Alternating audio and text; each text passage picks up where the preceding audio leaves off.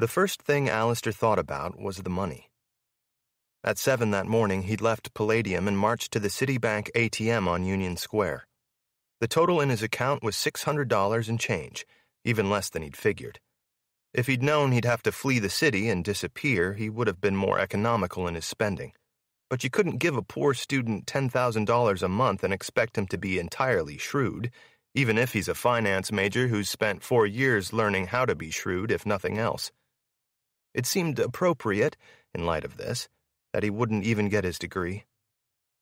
When he'd returned to his dorm, cash in his back pocket, he'd stood dumbly in his room, wondering if he could overdraw his checking account. He knew he couldn't. Wondering if his credit card had a cash withdrawal option. He knew it didn't. Mostly he was buying time. Another thing he couldn't afford until he had no choice but to accept the obvious. Before he left the city, he would have to pay a visit to Mark Landmesser and Elijah Pasternak, the couple whom he'd been sleeping with for the better part of a year and whose relationship he was all but certain he'd destroyed.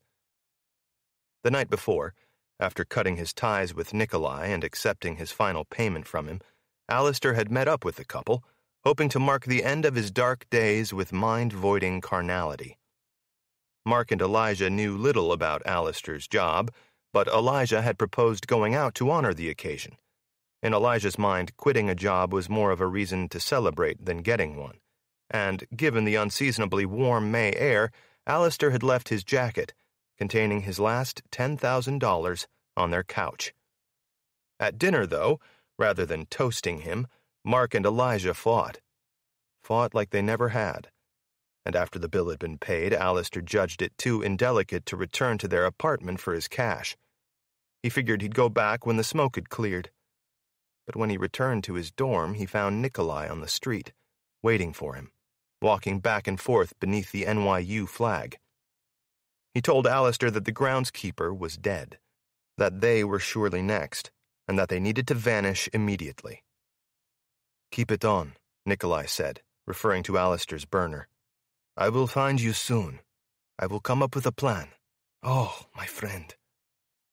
"Where am I supposed to go?" Alistair said. "You ask me," Nikolai said. "What do I know? This is your country, your crazy fucking country." Before Alistair could think to ask him for anything, Nikolai turned and walked off down the street.